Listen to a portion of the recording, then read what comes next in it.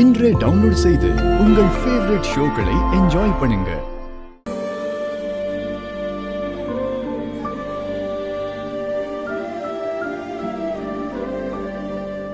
உட்காரு மாயா. வலிக்குதா மாயா? பரவாயில்லையா?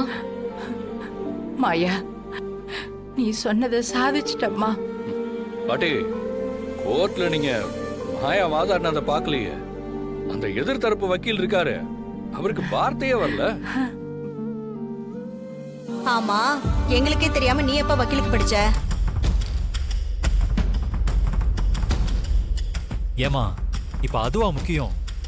அவ எவ்வளவு நல்லா வாதாடி மாமாவையும் அத்தையும் வெளியில கொண்டு வந்திருக்கா. அத பத்தி பேசுங்கம்மா. ஏய், என் அண்ணனோட கை சுத்தம். அவரை பத்தி இந்த ஊருக்கே தெரியும். இவ வாதாடலனாலும் என் அண்ணன் தன்னால வெளியில வந்திருப்பாரு. பத்மா, அப்படி சொல்லாத. மாயா இல்லனா நிச்சயமா எங்களால வெளியில வந்திருக்க முடியாது. அப்படி சொல்லுங்க மச்சான். எல்லாரும் என்ன பத்தியே சொல்றீங்க.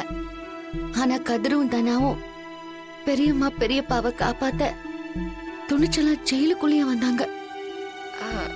அத நினைச்சா இப்ப கூட சிலிர்ப்பா இருக்கு.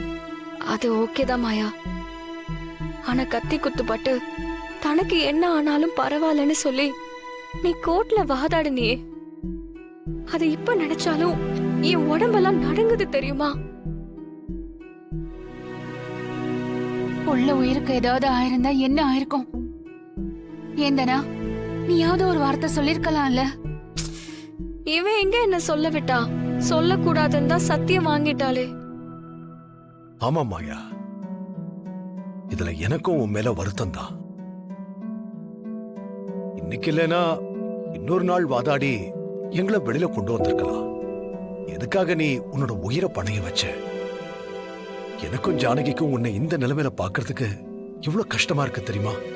இல்ல பெரியப்பா, நான் பிரேக் எடுத்திருந்தா நாங்க எல்லாரும் பட்ட கஷ்டமெல்லாம் வீணா போயிருக்கும் பெரியப்பா.